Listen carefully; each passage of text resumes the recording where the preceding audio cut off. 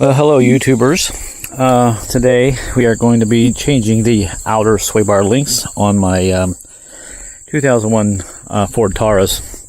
Runs great. I have a shake. They have got these plastic sway bar links on there, which I showed you in one of my other videos. So in order to do this, basically you got to jack your car up and get the wheel off the ground, and before you take the wheel off, shake your wheel. Make sure you don't have anything else loose. I just replaced the lower ball joints on this, so I know they're good. And it runs pretty good, except this tire over here. I know it shakes. That plastic outer tie rod end sway bar link it has a problem. And I just bought some new ones. Got the left and right front sway bar links on eBay. Got them real cheap, like for $18 free shipping. You can get a lot of good deals on there from dealers and stuff, because these cars are pretty old and they have overstocked prices, overstocked parts is what I'm trying to say on a lot of these cars, since they're almost 15 years old, 14, 15 years old. And here are the new ones, and these are metal, none of that plastic crap. So this should be pretty easy to put on. I put a lot of these on the Explorers and so forth. Seems like every vehicle I ever own, I have to put parts on because no one takes care of it. So what we're going to do now is go ahead and start taking this wheel. We'll get the wheel off here and we'll start taking this apart and do it. Alright, get the wheel off. Got the nuts and everything off the side. This is also a good time to check your tire, make sure it's wearing even and all that. And if you have a slow leak, you need to fix it, plug it.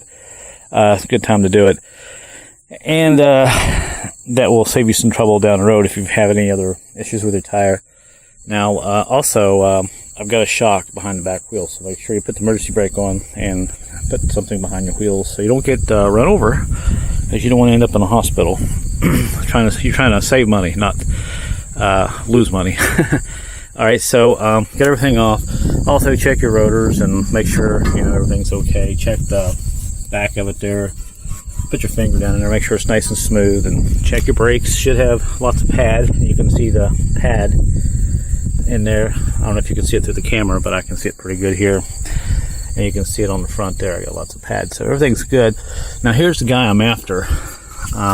Show you how bad this is. I can turn it with my hand. It's really bad. It should be pretty easy to take off.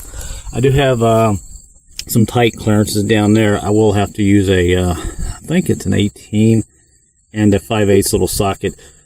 I will show you the trick to take that off. It's pretty easy to do. Now I like to put a little grease on there, but since these are nuts on the washers there, they have little plastic inserts to keep them locked. So it should be pretty easy to break loose. It's the steel ones that are a pain in the ass to get loose. So I still will put a little grease on there, and we'll go ahead and pop this off. You probably will need a little pry bar to be able to push down on this bottom sway bar link to kind of help you pop this off. So let me go ahead and get some tools and we'll take it off.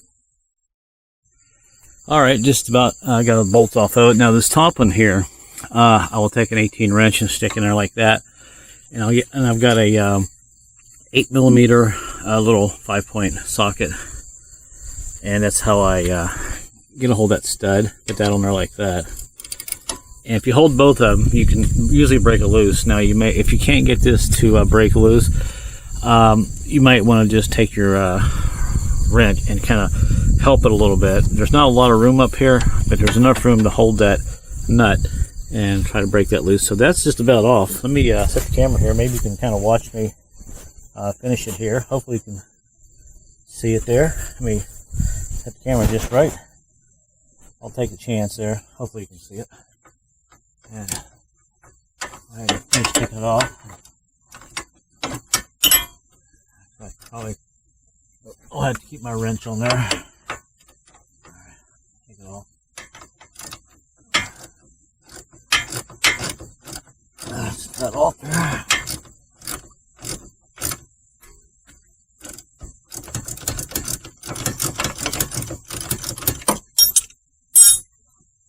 There's the nut.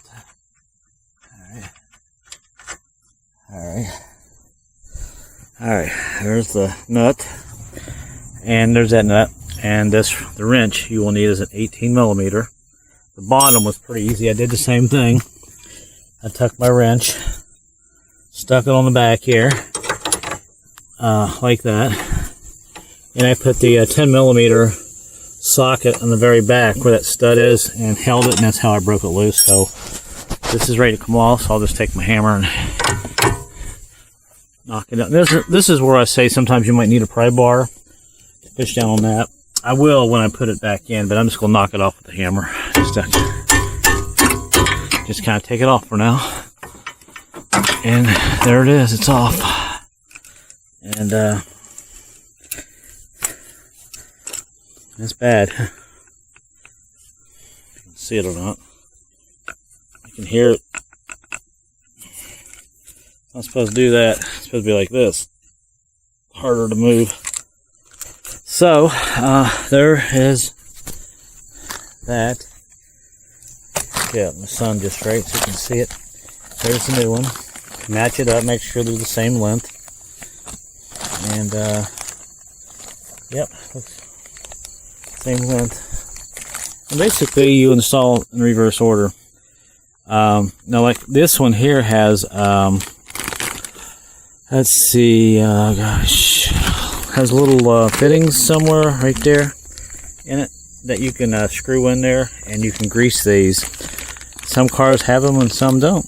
The factory ones, of course, plastic, they didn't care. They just wanted to say the car and pray that it made it to 36,000 miles so they didn't have to pay for the warranty or whatever.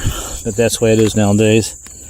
Alright, so let me go ahead and put these little grease fittings on this, and we'll stick this on. And by the way, I have to do a second part, so I have to, I can't do anything over 10 minutes on this phone, so this video is going to turn out to be about 12 or 13. So I will have to do a part 2, so go ahead and start watching part 2, guys. I get my new software on my phone, I won't have to worry about this editing limitation anymore. But anyway, looking good there, so so far so good.